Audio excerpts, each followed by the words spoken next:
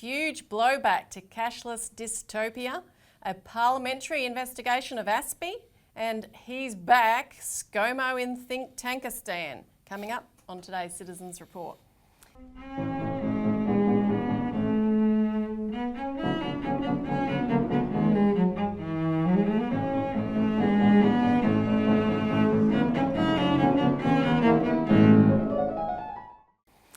Welcome to the Citizens Report for the 5th of October 2023. I'm Elisa Barwick. Joining me today is Citizens Party Research Director Robbie Barwick. Welcome. Thanks, Elisa. And my end of the desk is very messy Already because I do all the research. Like your desk in the office. Now, we're going to be discussing some hot topics today. A lot of blowback to cashless dystopia it's a current theme and it's growing. A parliamentary investigation of ASPI. This is a new campaign we've launched, which we alluded to last week, and we're going to update you on some of those matters that you and Richard discussed thoroughly on the show last week. The Nazis who walk among us. That's right. And as part of that topic, we're going to be looking at Scott Morrison's role. We thought we got rid of him. He's back and he's been adopted by Thinktankistan. So we'll see more about that shortly. And to help us get the word out, please don't forget, hit the like button, comment below. If you haven't already, then subscribe and ring the notification bell. Which is up here. We've been told to point to it up here. The notification bell? Okay, yeah. That's also the information. Oh, is it? Info thing as well, though. But notifications down, info, okay. Any case, don't edit this out, producer. It gets a bit messy sometimes. Anything you do, clicking anything will help circulate this, and particularly clicking the click the donation button too. That will really help as well, yes. Because all of this is funded by you guys out there, and all of this activity that we're going to talk about is generated by you guys out there. And there's a lot of things actually we'll talk about that we can thank people for sending us in and helping to generate the real dynamic that's going on at the moment. So straight into the first topic, huge blowback to cashless dystopia. And I just firstly, before we get into some of the other newer updates, want to point to some of the coverage that came out of the regional bank closure inquiry hearings that, of course, you went to the last round of in Tassie, Canberra and New South Wales, and particularly the coverage that came out of Junee, which we haven't been able to point to yet on the show. And we couldn't fit it all into our alert service this week because they had 4 full pages of coverage in the Junee Independent. We'll put it up on the screen, headlined by Profits Over People. Regional Banking Inquiry hears Junee's concerns about CBA's departure from town. And then that was followed by subsequent boxes showing, big pictures of the hearings and reporting extensively from the front, as they put it on the following page. This box, the residents of Junee Shire Council should feel immensely proud of their achievements at the parliamentary inquiry into rural bank closures held at the Junee Ex-Servicement Memorial Club last Thursday. And so then they have following extensive coverage over the subsequent 2 pages. Junee, of course, was... But Elisa, so some things are true by definition, or the other word is self-evident. When a town dedicates 4 pages to their fight to save bank, it's because they are using the bank. It's because they're not cashless. It's because Anna Bligh and the bank CEOs are full of crap. When that happens, by definition, Australians are not going down this path. We shouldn't even have to have an inquiry. Get that through your heads. We are not making something out of nothing here. This is a real issue. And that's the huge blowback. I've just displayed it. So that reflects a whole bunch of other forms of blowback. Now, let's go through a few of them.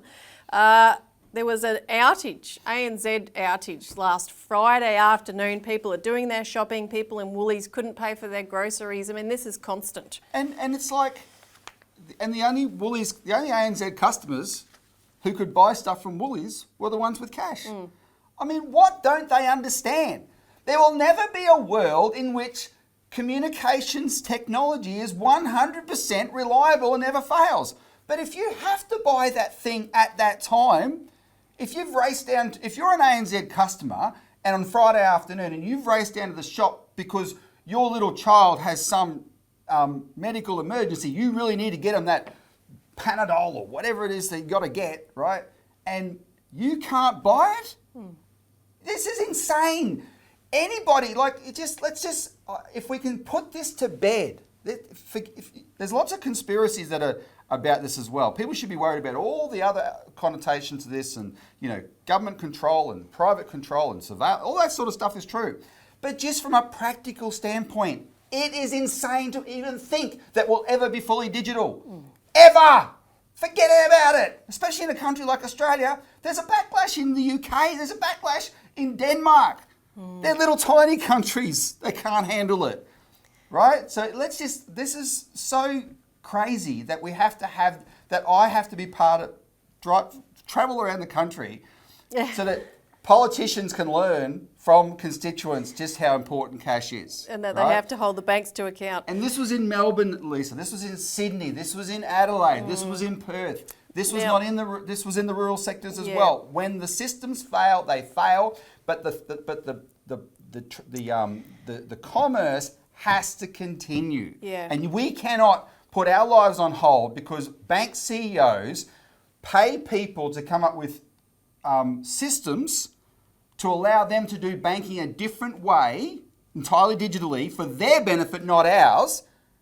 And when it fails, we're just supposed to hang around and wait for it to come good. No, that part must be rejected out of hand. And then and all the other connotations of a fully digital society too. And there's motion to deal with this kind of thing overseas. We shouldn't be waiting to see other countries do it and then try to catch up. And one example is on the front of scams. There was a lady that was scammed from the funds from her housing sale the other day, and it came up in the coverage that the UK banks they are held accountable for scams. Therefore, they find a scam, they cut it off at the pass because otherwise they're going to have to pay, right? So there's and if they can't, they do pay.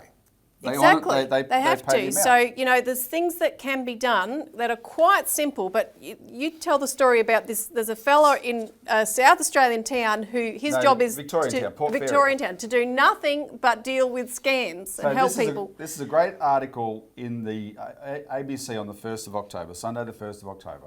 Victorian scam buster, Justin Williams, and I take my hat off to Justin Williams, says regional bank closures linked to increase in victims. And Justin's just a tech guy in the little town of Port Fairy on the coast there, the western coast of Victoria. Excuse me. But he noticed that as the smartphone came along and more people started buying it, he knew they would need support, right? So as I explained it to the office, in our office, we have a large office here, but there's a couple of people that if there's any question of a technical issue, we just email those people. One of them's Aaron Isherwood, one of them's Craig Isherwood. And so especially when you get those kind of emails that try and get you to click on something, right? One person did once, and we paid for it. But most people will go, and if you have any doubt, you send it to Aaron. What's this? And Aaron will tell you, right? So that's how our office works, thank goodness. Well, in Port Fairy, for the whole town, that person is Justin Williams, right? That's his job. And he is constantly assisting the people in the town to deal with all sorts of technical problems, including scams.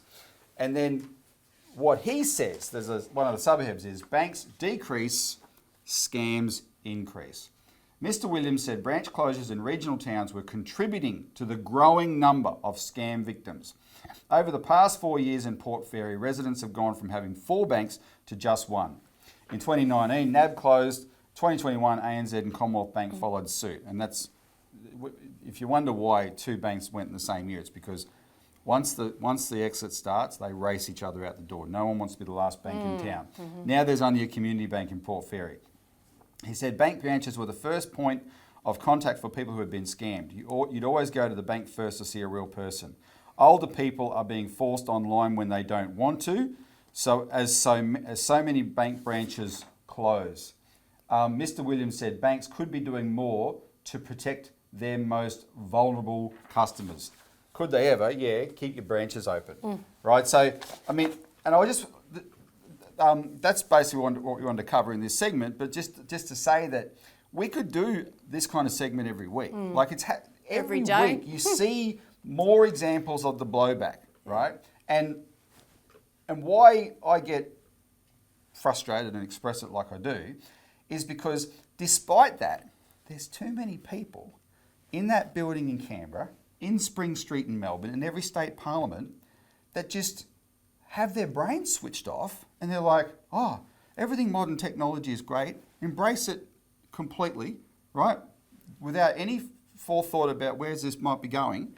And they don't actually stop and think, well, hang on, is this actually an improvement or not? And it's not just in banking, it's in government services. I mentioned on the show before, one of the more recent meetings I had in Parliament with a member of Parliament that represented a large rural electorate. He said, outside of banks, the biggest complaint he gets in his office is from the elderly who can't use MyGov. But government idiots who paid PwC or KPMG or EY or Boston Consult, these kind of consulting firms, they come up with this scheme. Oh, we're going to make this fully digital. We're going to make that fully digital, and it can't work, right? So don't let your politicians get away with just riding into the sunset on this. Agitate them on it. Every time you have a complaint, contact them. And interestingly enough, another reflection of the shift because of this blowback is the other day when ABC Radio was reporting announcements about fire and flood dangers. Yes. They actually said when they listed the things to make sure you take with you when you're fleeing, was cash. Number one item, cash. Yeah. So. And imagine a world, because you can't imagine a world where there's not going to be bushfires. Apparently, if we reduce carbon dioxide emissions down to net zero, there will be never, ever, ever any other weather problems in the history of the world, Elisa. That's a guarantee, help apparently. To reduce the fire load. But if that doesn't happen, and you still have bushfires, you're still going to have evacuations, you're still going to have power lines come down, you're still going to have communications failures, and the only people who will be able to transact will be those with cash. Yep. And so good on the ABC for putting that up. And that was actually Dale Webster, the independent journalist, deserves credit for that because she heard those warnings previously and heard that they weren't telling people to take cash. And she wrote to them and said, you need to tell them to take cash. And they obviously thought, oh, that's a good idea, we better do that. So at least that's in the evacuation warnings now. Now we're lighting a fire under the politicians on another topic, on foreign policy, and that brings us to our next topic, a parliamentary investigation of ASPI. Australian Strategic Policy Institute. And just before we get into that topic, last week, as I mentioned on the show, you and Richard extensively covered to a brilliant reaction, I might add, and thank you everyone for putting your comments under the show and that helped it get out very widely. But we discussed the fiasco in the Canadian Parliament on the 22nd of September when the Speaker of the Parliament and the entire Parliament applauded and honoured a veteran of the Nazi Waffen-SS 14th Galicia Division as a hero, so a Canadian veteran. Now, what we have exposed on last week's show and continued to expose, and you'll give a quick update on that, is that the Australian Federation of Ukrainian Organisations includes the Brotherhood of Ex-Servicemen as one of their members, which includes veterans. They are veterans of that same Nazi Waffen-SS 14th Galician Division. Yep. And that organisation, that Australian Federation, has received accolades from our own government, from Albanese, and sponsorship and funding and so forth as well. So we put out a release on that this week, Elisa, and the headline is "Whatever Happened to Never Again." Like Trudeau in Canada, Morrison and Albanese whitewash actual Nazis in Australia. And the update that's in the release is we found out more than what we covered on the show last week about the existence of this organisation and how it gets quoted. We had the quotes from Morrison and Albanese. We showed that on the show last week. In March 2022, the Morrison government gave this Australian Federation of Ukrainian Organisations $450,000. So you've got the fact that a member organisation is these same veterans of the Nazi Galicia Waffen-SS division, and the fact that the co-chair, Stefan Romanev, is while he got the money until the end of 2022, he was for for 13 years, he'd been the chairman of the Organisation of Ukrainian Nationalists, Bandera. And we went through on the show last week how, for an example, I just showed Times of Israel headlines about how many times the Israeli government has complained to the Ukrainian government about this increasing veneration of this Nazi collaborator, Bandera. Now, I had, in preparing the material for the show last week and for the press release, and I had tried to find some photos because I figured there'd have to be photos of Morrison or Albanese with this guy, and I couldn't find them. Anyway, once the press release went out, thanks to the crowdsourcing capabilities of the internet, and it was all voluntary on Twitter, I just got bombarded. So we're going to show some of the photos now, just so people see. Thanks to our supporters of those who did that. Yeah, no, really, really great. So the main one is that we'll show is this. This was on. This is from SBS actually, and that's pretty sad because there's a lot of ignorance in the media that gets interpreted as, more malignly, but a lot of it's just ignorance. The more I've had to do with them, the more I've concluded the problem with most journalists is they're very dumb. That's why they end up being journalists. Anyway, so there can be some forgiveness for ignorance, but SBS is our specialised ethnic broadcaster. It's supposed to know this stuff.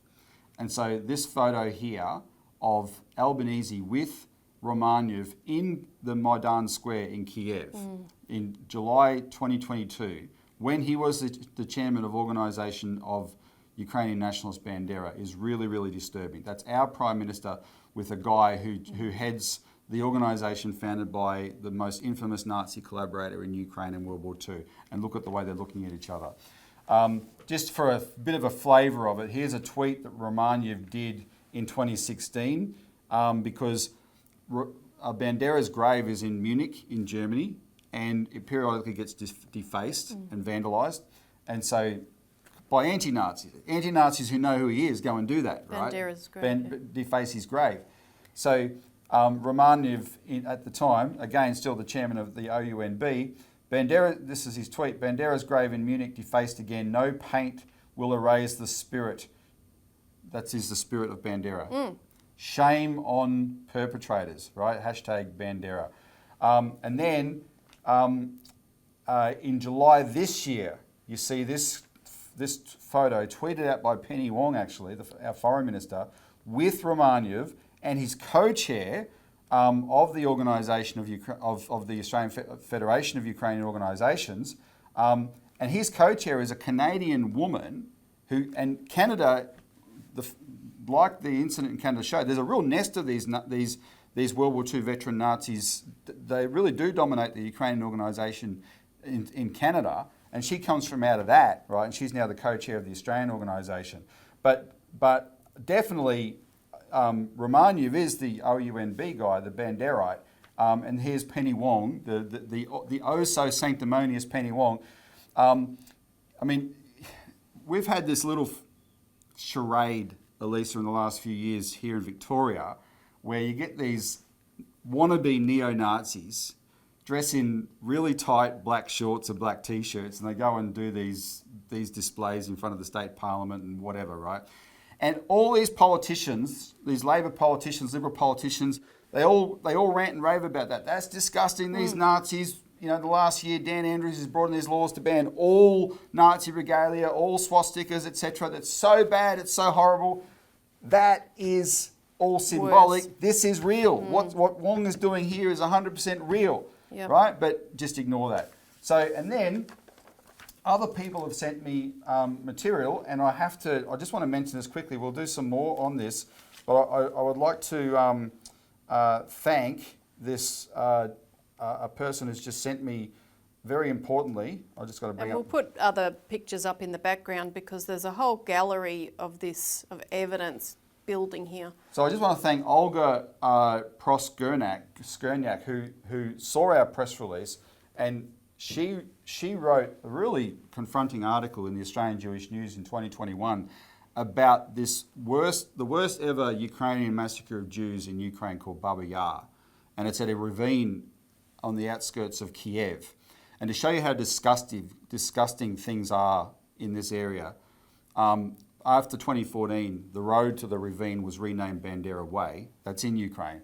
Well, that's not the only place. And in Penrith and Sydney, there is also a Bandera Road in Penrith, and it was the work of a local named George Barwick, who in the 70s got the road named that way because he too was a veteran of these Ukrainian groups in World War II. He was a veteran of the Ukrainian Insurgent Army and the Organisation of Ukrainian Nationalist Bandera. So in the 70s, he was able to use his position as an immigrant to Australia to get that road in Penrith in Sydney named Bandera Way by the Penrith Council. Look, this is, you know, and if it was my whole life, as I said last week, we were told, you know, the Nazis, we defeated the Nazis were evil, and they were evil, etc. But for geopolitical convenience, now, this is all being history's whitewashed, being rewritten, right? All being brushed under the carpet, and it's not acceptable. And we're doing this just so we can segue to ASPI. Yeah. This is for us, our motivation in highlighting this is because we're talking about Australia, the moral things Australia is prepared to do as we march in lockstep with Anglo-American strategy. And Anglo-American strategy has two targets, Russia and China. Yeah, so we talked about Russia. Now the demonisation of China is where ASPI comes in. And so, you know, since 2016, 2017, we started noticing this shift in regard to China. China was suddenly being demonised, you know, our biggest trading partner. Of course, it coincided with the Belt and Road Infrastructure Initiative was really growing massively, being adopted by many countries. You had other events like the Asian Infrastructure Investment Bank and so forth. And these were things that Australia was also happy to participate in. Yeah, that's right. We actually, Obama asked us not to join the Asian Infrastructure Investment Bank, and Abbott did anyway because it was so beneficial for us and our region. That was in 2015, and in 2014, Xi Jinping actually came and addressed the Australian Parliament, right? Because look at our trade. You just look at. We might be able to put an image up. There's some are better than others, but our trade with China is so much bigger and so much more important than with anybody else. It's not funny, right? Yeah. And that's why we wanted to have a good relationship. So we detected and we started looking at and writing about ASPI at around that, or earlier actually, 2014. But we detected this shadow foreign policy agenda. Yep. And that agenda was being dictated by ASPI. And we've got to the point, I mean, back then if we had have called for an investigation into ASPI, forget about it. Yeah. You wouldn't have had a leg to stand on. But now the traction is there because the consequences of what we've done with the relationship with China are obvious. They're written heavily on the wall. So we've issued two things, a video, and we want people to click on the little information button, or you can look in the box below to watch that video if you haven't already, and it's already circulating very widely. You can go through some of the reactions It goes for to about that 4 minutes. in a moment. So that lays out the case, and then our petition to the Parliament, which everybody should also sign. You can click again on the same links to find that. Put your name on that petition. We're already getting prominent people adding their names. A lot of support for this, which demands, it says the Australian Senate must investigate ASPI for manipulation of our government policy on behalf of foreign military interests. Right? This agenda is about war and confrontation with China, containment and encirclement of China to prevent the kind of shift that the world desperately needs, the economic changes that China's been promoting, to cut off major nations and allies of the US and the UK, like Australia, from going in that direction, which is such an obvious direction that Australia should go into, work with our neighbours. We've included in this Australian Alert Service Gough Whitlam's speech in his 1973 trip to China, which says everything about why ASPI must be shut down today because, as he put it, he said, our concern is no longer exclusively with nations in far removed areas of the globe. Now our concern is with all nations, and particularly those with whom we share a common environment and common interests and with whom we seek relationships of equality. He said, we look to a future in which overemphasis on particular associations will no longer distort the proper relationships which should exist between Australia and all neighbours. And what he's talking about with particular associations is things like the Commonwealth, the United Kingdom, the United States, And etc. today, AUKUS, Yeah. the Quad, Five Eyes, there's many, many more of them. Now, and the root of this, Elisa, you're right, is the reaction to the economically what China actually stands for. Because the Americans stopped doing it. They were the most powerful economy in the world once upon a time. Now they still like to think they're the biggest. And in fact, I saw this person, this one guy from one of these American think tanks tweeting about the fact that at the end of the Cold War, America was about 25% of the world GDP. Today it's about 25% of the GDP. And he says, they say America's in decline. That would indicate it's not in decline. Look, we're great. But what you've got to look at is the component of that GDP. Right? Because while America has all these huge tech companies that are there to make money out of us being bamboozled on our phones all day, that's what generates money for that economy, which they're putting on debt. Why they've got so much debt, right? What's China's economic growth based on? Real production, real investment in real infrastructure, which is what America used to do, what Australia used to do. And if they just went back to doing that sort of thing, if the American government said, okay, no, we're not going to let Wall Street and these tech companies just control our economy so that we can look rich on paper, but all that wealth is in the hands of the billionaires, right? And no one else gets any. Let's do, we once built the Tennessee Valley Authority, which was an inspiration for our Snowy Mountain scheme. Let's do that again. Let's have a high-speed railway. It'll be easier for America to build a high-speed railway network than Australia because they do have a more dense population. We'd have to start off in these our most dense areas. Let's do that sort of thing. And if they got back to doing that, I can tell you, they'd stop being so frightened of China. And in fact, they would find ways to get on with China better because the Chinese would say, look, this is how we do. Look, you've got that technical problem building that railway. This is how we solve that, right, etc. Oh, really? Oh, you guys aren't monsters. You got some good ideas. That's how the world can actually be a peaceful place. But they don't want that because you've got this war machine, and that's mainly what we're exposing with ASPI. We've got this flow chart we'll put on the screen now, and the white arrows is all the money that flows into ASPI, and the biggest chunk is from the Australian government, but you have this enormous amount from overseas government agencies and overseas private sector companies, and the majority of those are American. There's some big British ones, but the majority of those are American. And so all this money flows into ASPI, and what flows out? Well, as we show in the apart from a whole heap of propaganda, as we show in the video, you've got all these sponsors of ASPI. Since ASPI's existed, have received $51 billion in Australian government contracts to buy weapons for wars we shouldn't even be contemplating, right? It's cha-ching, cha-ching, cha-ching. It's a huge motivator. And as for the propaganda, what does that include? It's actually, and it's true. One of the reasons that we're doing this now, we've been fighting ASPI since 2014. But why are we doing this right now? Because back in July, I feel like swearing here, but I probably shouldn't. I mean, this is what they did. The scum at ASPI wrote an article saying that the campaign against bank closures in regional Australia was a Chinese Communist Party covert influence operation. That's what they said. That's the kind of propaganda they pour out. And that was all because they wanted to smear what we do in this totally unrelated area to foreign policy, right? So that our stock as a party could be tarnished with this kind of McCarthyite claim, McCarthyism in the 50s, where you're a communist, you're a communist. Have you ever been a member of the Communist Party, right? That sort of thing, right? They black banned a whole heap of actors in Hollywood and screenwriters and all that kind of stuff.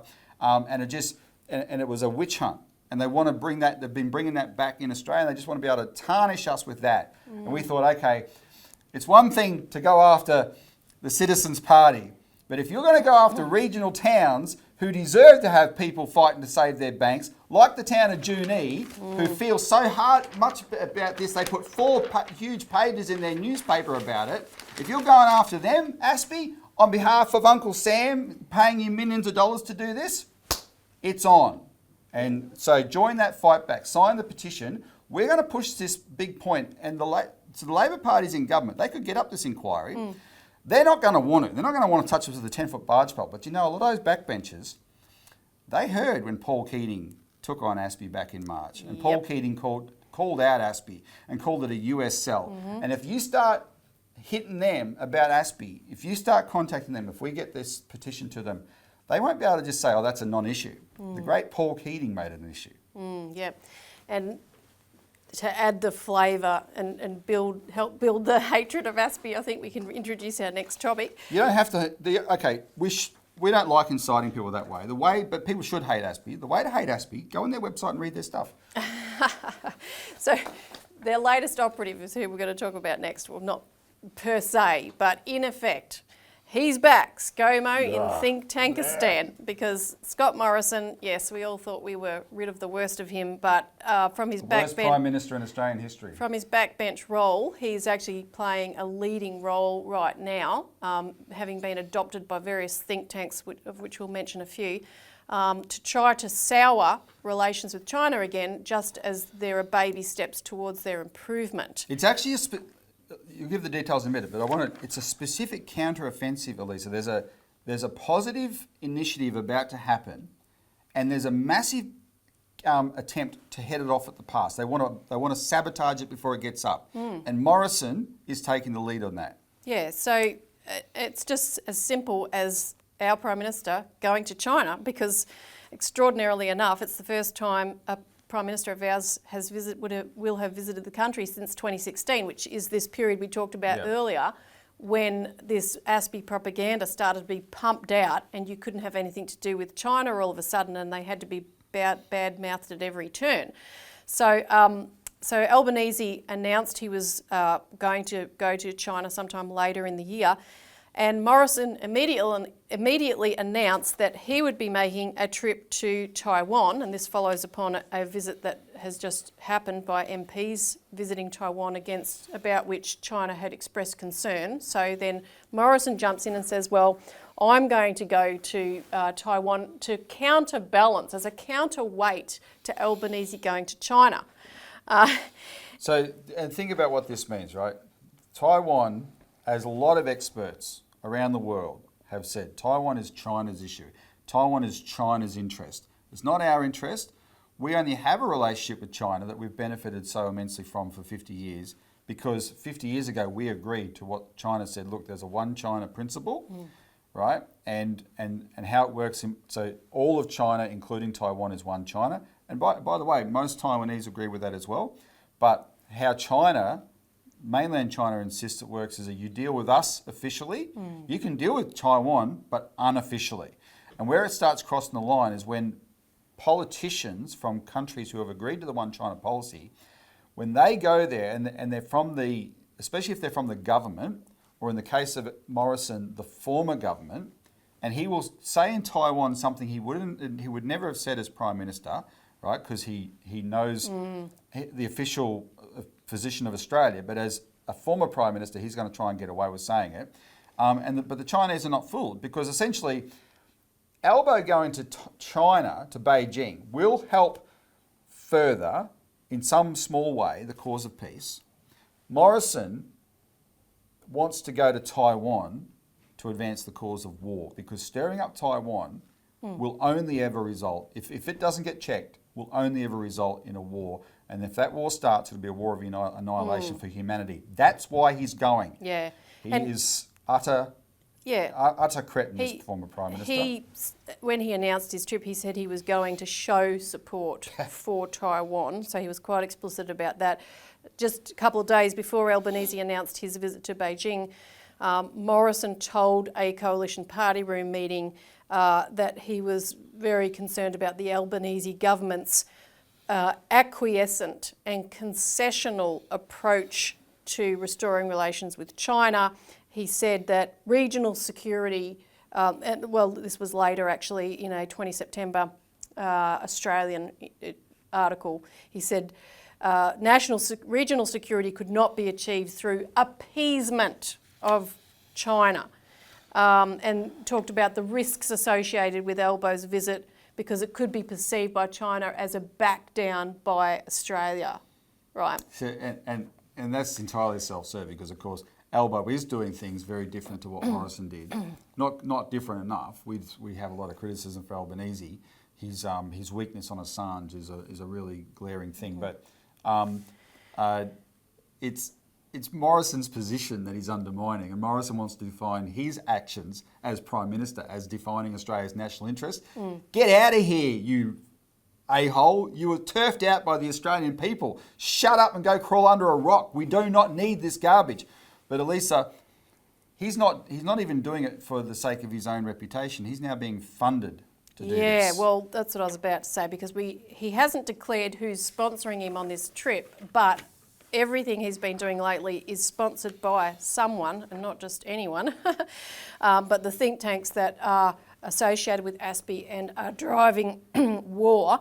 So in May 2023, he joined the Strategic Advisory Board of the Centre for New American Security, the co-founder of which was Kurt Campbell, Biden's current Asia czar, and the guy who devised the program called the Asia Pivot, in which Obama announced that they would shift all their military weight and economic weight through the Trans-Pacific Partnership as well at that time, to the Asian Pacific region, and which China initially reacted to in terms of building up its own defences, and set off this whole kind of thing into motion. And CNAS, the Centre for New American Security, people might start thinking, they might see something familiar in these names. The main think tank that was the architect and schemer behind the Iraq War was the Project for the New American Century back 20 years ago. So this is the Centre for New American Security, but it's essentially an ASPI partner, and it's funded by all the same weapons companies as ASPI, right? And so when he's on their board, right, that's who he's working for when he's trying to blow up this Albanese visit. Yeah, so you can read more about this in an article in the Australian Alert Service. Contact us for a complimentary copy if you've never seen it before, or subscribe to get it weekly. But we expose the fact that CNAS receives six-figure sums from an organisation which you can read the detail of called the Taipei Economic and Cultural Representative Office. So it's like a Taiwan outfit in the US to promote, Taiwan and so forth.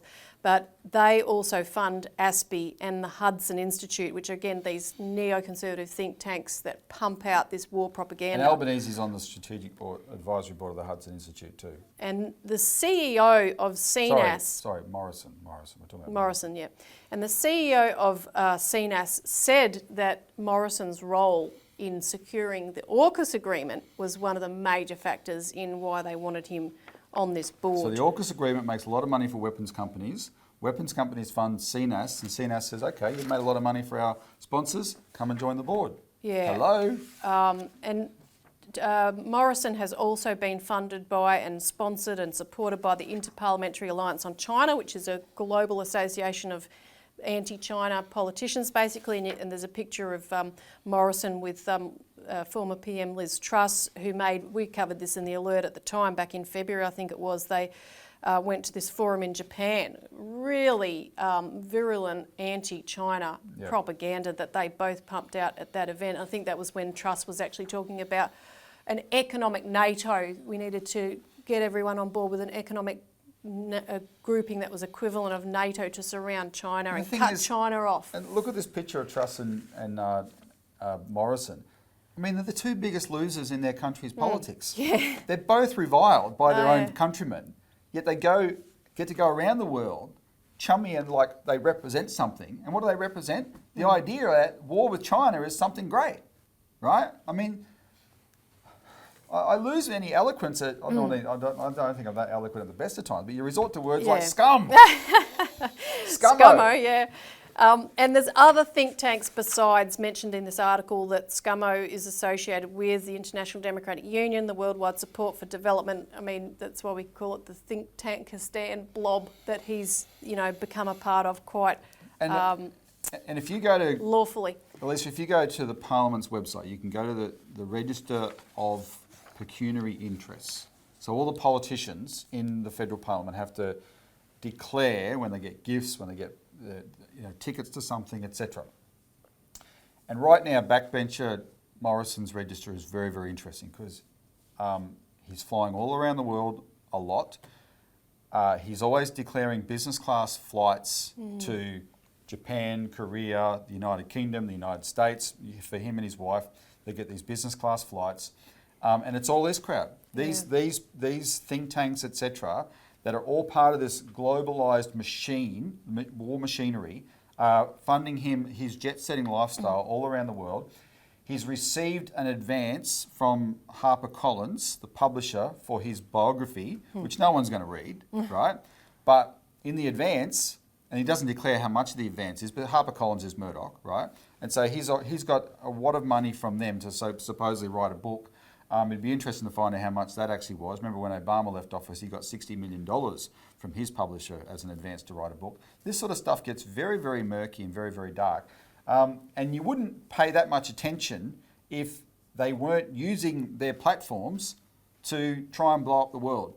But sorry, I don't want to blow up the world. And he's made it himself, if he wants to do that, then he needs to be exposed for doing that. And that's why we wrote this article. All of this reveals who he was really working for when he was in office, even though it's now done explicitly and openly. Back then, all those same forces were in effect. At no point was he ever standing up for Australia's interest. That was the biggest pile of garbage. He took a phone call from the White House and went out there and said the most insulting thing he could to the Chinese over COVID, right? And that's when all the trouble began. Yeah. Now, what's the best thing people can do to help with this campaign? Well, get this video around. In fact, I've been receiving, I have lots of different contexts of various levels of politics, etc. I've been receiving quite a bit of feedback from those contacts because they know who we are and what we do. And suddenly they're telling me, I saw your video, someone sent me your video, etc. Right? Get this video around. It speaks for itself. People, and tell people, sign the petition, right? Let's build this up in a big way. In the meantime, though, there's we're doing more than one thing. So the circulation of this video is very important. We always encourage people to talk to their members of parliament, Elisa. Now, I think the priority for talking to your members of parliament is still on the banking issue. We want every instance of bad banking, crazy digital breakdowns, banking scams, etc. You get on to your member of parliament as often as you need to and say, forcing us to go digital is unacceptable. We need cash and we need bank branches, right? And say that a lot because that will start being kicked upstairs. Yeah. But as you need to, also get your members of parliament to watch this ASPI video. Send it to them and ask for a response. When you can email it to them, get their emails and say, I'm your constituent. Please watch this video. It's calling for an inquiry.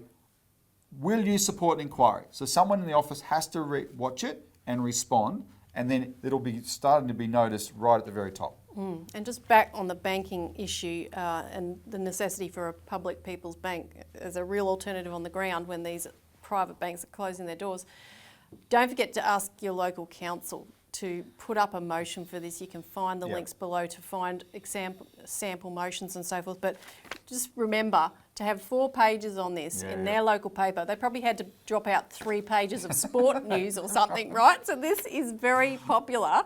It's a big issue in every town. So make sure you get onto your local councils too in the course of all of this activity.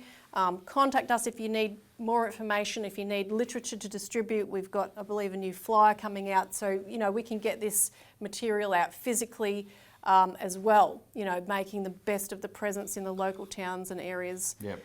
And if you find any more photos of Albanese or Wong or anyone in the government with Nazis, send them to us as well. Yeah, that's right. All righty, that's the show for this week. Thanks, Robert. Thanks, Lisa. Thanks for joining us. See you again next week.